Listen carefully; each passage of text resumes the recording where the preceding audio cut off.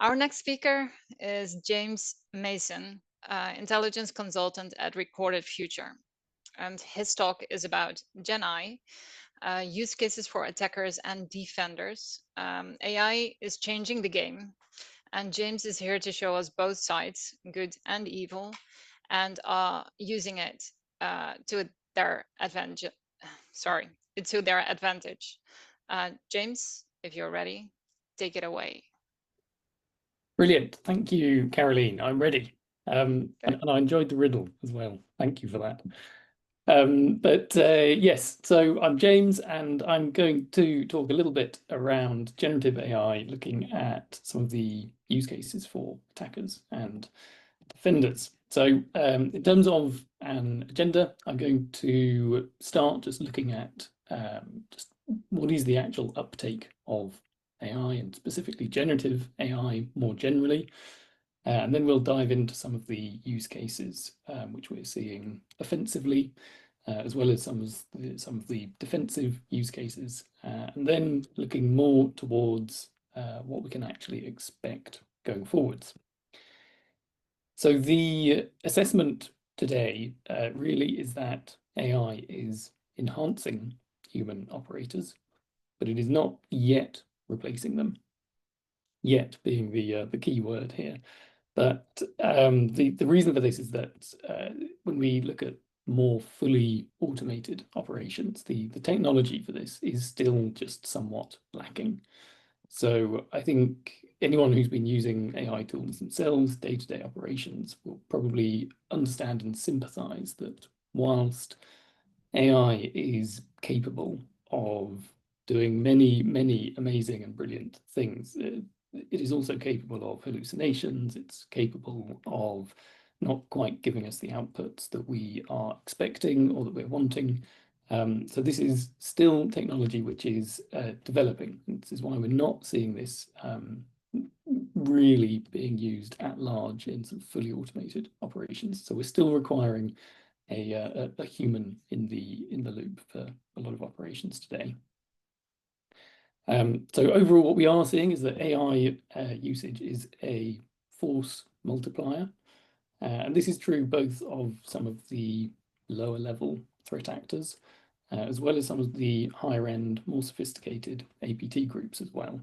And also for us defensively, this can really enhance our own operations. So also, just while we're discussing the general uptake of AI, we can see from the chart here that in recent years, it's been a relatively flat line in terms of AI usage.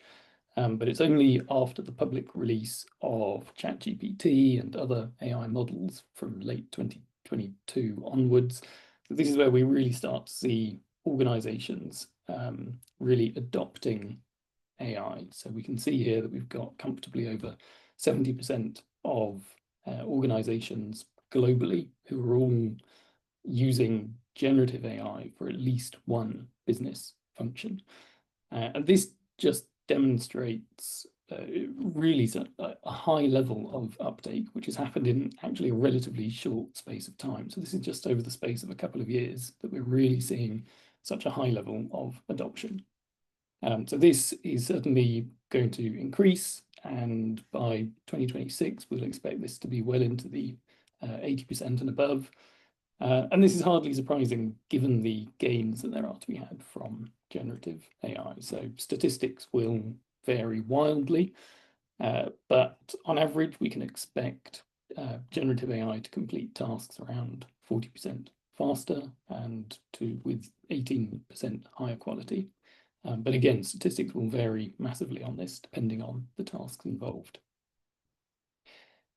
But with such gains to be had, it is little wonder that attackers too are looking to leverage this and to streamline their own operations.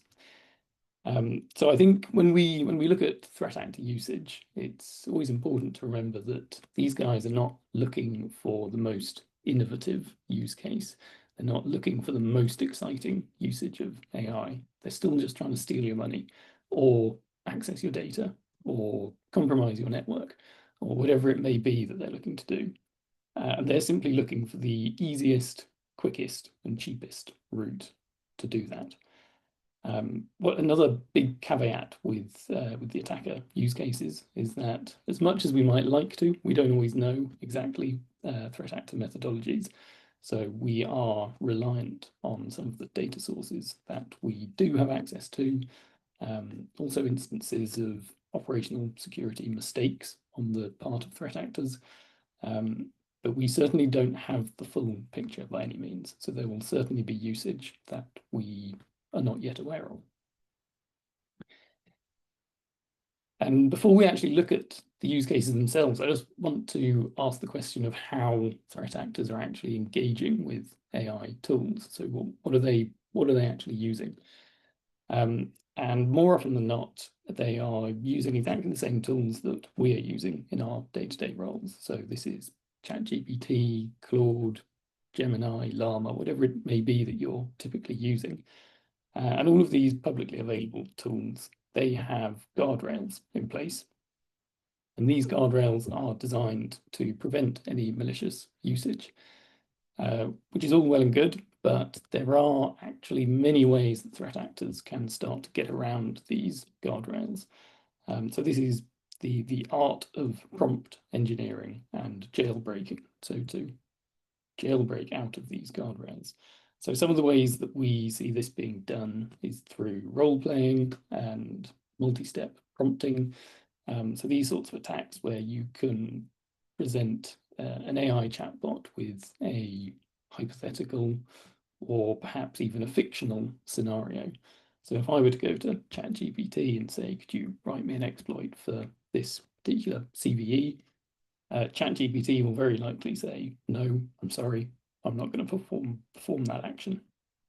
Whereas if I were to be a little bit more inventive and say that I'm doing this as part of a legal pen test exercise, ChatGPT might be more inclined to give me what I'm looking for. Or if I were to say that I was writing a novel or a thriller where I needed some in-depth detail on how a cyber attack might be carried out. So by being inventive, we can start to get around some of these guardrails. And then there's also some more complex attacks looking at the actual logic around these guardrails and some of the policy attacks. So you can actually try to engage with chatbots to pose as a developer who is deploying a policy update to try and remove or amend some of these guardrails. So slightly more complex attacks in that regard.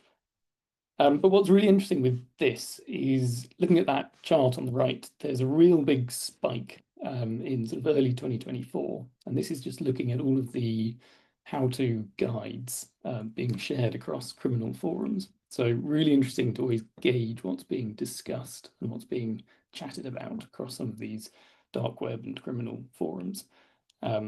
Whilst the vast majority of what is on the dark web is often total rubbish, this can also be a really good gauge of what's being discussed and where the areas of focus are. So we can see a big spike like this. We can really see very clearly that threat actors are focusing and discussing on AI models and how they can leverage them.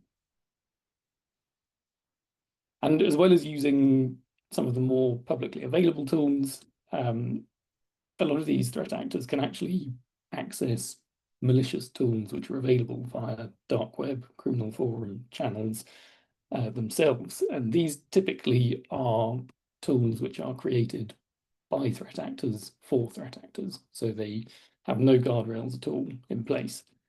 The reason you might want to go for a publicly available tool is that there is a lot more resourcing, a lot more funding that goes into the LLMs behind them. So they are a much more powerful tool. So your end result might be of a much higher quality. But if you're struggling to get around the guardrails, there is always the option of simply using malicious tools which are without guardrails and available on some of these dark web and criminal forums. So that's a quick look at how threat actors are actually accessing some of these tools. But once they've got through that first hurdle, what are they actually using them to do? So there's the honest answer is there's many different different aspects here. But when we look at generative AI, there's essentially 5 key areas. So we can use generative AI to generate code, to generate text, and to generate image, video, and voice, which collectively are deepfakes. So when we look at code, we've seen some mixed results on code. Certainly we're seeing evidence of threat actors who are successfully asking AIs to generate aspects of code, particularly successful when they're tweaking or developing existing code, but typically writing entirely new code or malware from scratch. This is where we start to see AI models hitting their limit a little bit, for now at least. But one of the areas where we're seeing really huge gains is in social engineering. So this is generating text and also generating deepfakes. So phishing is, of course, nothing new. And with the success of phishing amongst threat actors, we've seen a big emergence of phishing as a service tools. So the image I've got here is from Darkula, which is a phishing kit that was put together by some Chinese threat actors. And Darkula has been around for a little while, but it's only relatively recently that they have started to incorporate AI capabilities within this phishing kit. And the result here is that anyone wishing to make use of this tool, they simply need to know the URL of the victim organization that they wish to target, and they can plug that into the phishing kit, and it really starts to do all of the work for you. So it'll generate your phishing lure. It can use AI to do this and make it extremely convincing. It can then start to send out your campaign at scale. It can change it into multiple different languages and maintain that level of that high quality convincing level. And you can also interact with it to set different filters for what actually appears on your phishing page. So all of this is really just lowering the barrier to entry. So a threat actor with really very little skill or knowledge can start to send out some really very convincing phishing campaigns. And I think it was assessed it was around 2023 where the overall volume of phishing campaigns increased by around 12 or 1300%, which shows really a massive increase from 2022. So whilst we can't say for absolute certain that every single campaign was leveraging AI, the correlation of the timing of publicly available tools such as ChatGPT being released gives a very strong indication of AI really increasing the volume of phishing attacks and also the effectiveness of them. So as well as phishing, there's also deepfakes. And again, deepfakes come in many different shapes and sizes. So the example I've gone with here is looking at face swap technology. So this is where you can actually interact remotely with your victim. And rather than having a pre-programmed video of someone else, you can actually interact yourself with the victim, but with someone else's face and voice superimposed over yours. So you can have a very lifelike and realistic conversation with your victim, which is really just making these social engineering attacks much more effective. Again, we've seen evidence of threat actors who are providing how-to guides and tutorials on how you can leverage just very easily accessible tooling like the ones here on the screen. Given it's such a new technology as well, there's very few guardrails in place around how these tools are being used. So again, really just lowering that barrier to entry for threat actors. And as well as social engineering, we've also got deepfakes really being used for executive impersonation. There's bypassing multi-factor authentication. Also disinformation is another angle that we've probably all experienced and seen across various headlines. So the use cases here are multifaceted. So that's a look at how AI is being used to lower that barrier to entry. But I think it's also important to understand that it's not just at the lower end, but also right up at the sort of sophisticated APT end of the spectrum. So, for example, Iranian state-sponsored groups, we've known for a long time that they're very good at creating sophisticated social engineering campaigns. But increasingly, we're seeing evidence that they're leveraging AI within these campaigns to make them even more effective and to streamline their operations.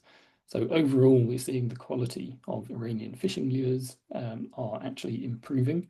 So they're containing much fewer errors, much more fluent than they used to be. And all of this is geared towards much slicker operations and much more effective and convincing campaigns. And then likewise with some of the Chinese state-sponsored groups. So they've long been known for their living off the land attacks. So rather than introducing entirely new malware into a victim organization, which is much more likely to be detected, they're actually relying on existing tooling to see if they can manipulate that to maintain some level of persistence within an organization for espionage purposes. And a really interesting use case here where they are, they've been observed actually troubleshooting some of the tools and systems that organizations have within their tech stack. So Impacket and some other tools have been observed with this, and they're just trying to understand these tools and see how they can actually maintain some persistence for espionage purposes on them. So just to show that it's, yeah, not just the lower end, but also up at the more sophisticated end of it as well. And with all of these use cases, we can start to understand how threat actors are leveraging AI at various different stages and steps within the cyber kill chain. So whether we're looking at reconnaissance, whether we're looking at using LLMs to help parse combo lists for valid credentials, whether it's for defense evasion purposes, these tend to be sort of fairly isolated steps within the wider goal. But I think what's important with all of this is that for now, at least, we do still need that human in the within the loop part of the process. So we still need a skilled human in there. We're starting to see more evidence of threat actors pushing the boundaries of this. So we see various failed attempts. For example, threat actors looking to actually write malicious script from scratch, or perhaps to develop DDoS capabilities. And this is where we see a lot of AI models reaching their limitation, for now at least. But interesting to note how they are pushing the boundaries here. So this is certainly the sort of direction that we can expect some of their usage to go in.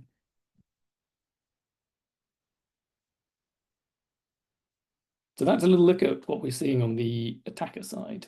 But what about us on the defensive side? So I think we're all in much the same position where there is an awful lot of data out there, and I have yet to meet the organization that isn't struggling with resourcing constraints. And then we add into this the fact that we have motivated threat actors who are now also AI enabled. So how can we actually start to use AI first for threat intelligence? Well, we've already discussed how threat actors are using AI at each step of the cyber kill chain. Well, so too can we start to leverage AI at each stage of the intelligence cycle. So when we look over at collection, for example, AI models are very, very well tuned towards pulling in vast data sets. And this can all be processed, exploited at scale and at speed. And this really helps us with our analysis and production. We can very quickly and very easily start to generate a range of reporting, which can be geared more towards strategic, operational, tactical audiences. And all of this is ultimately helping to drive much more timely and better informed decisions and actions. So all geared towards reducing risk across the organization. And then just to look at some more of the specifics of where we can start to leverage AI a little bit more, if we look at threat detection and response. So again, AI is very well tuned when we look at anomaly detection and behavioral analysis, so far more capable than humans. We need to sleep, we need to rest, we miss things, whereas AI is very, very good at picking out anomalies, outliers within vast data sets. And when we start to couple this with automated incident response, we can really understand how we can start to identify issues very, very quickly, but also contain them and isolate them so that we can actually start to isolate those problems before they pose any greater risk to the organization. Pen testing and red teaming as well. We know that threat actors are leveraging AI against us. So absolutely, we should be building this into our pen testing and red teaming. So we've seen evidence of threat actors using AI for vulnerability scanners, for reconnaissance purposes. So this should absolutely be built into our attack simulation. And also one of the most time-consuming elements of the red teaming is often the analysis and reporting, actually getting decisions off the back of it. But this can all be done far more quickly. So leveraging AI to actually get our analysis and reporting far more quickly to drive results. So too on the threat intelligence side. So again, driving those better informed and quicker insights can really boost productivity. And this can also really help with our knowledge sharing across industries if we have those insights in a much more timely fashion. Also, using AI to go through vast previous and historical data sets, this can also really help us to look ahead at what we're likely to expect going forward, which leads nicely onto Outlook. So this is absolutely a rapidly evolving space. What we can be certain of is that going forward, we're going to be seeing a lot more automated attacks going forward. What's harder to predict is exactly the nature of these attacks and what we're going to see and exactly when it's going to happen. So the timeframes are relatively uncertain at this stage. But some of the sort of key areas that we're expecting to see a lot more attacks going forward will be looking around polymorphic malware. So the example there on the screen is of Black Mamba. This was a POC, so created by security researchers, a malware that is capable of changing its underlying code to evade detection and also operating autonomously, so no need to communicate with a C2.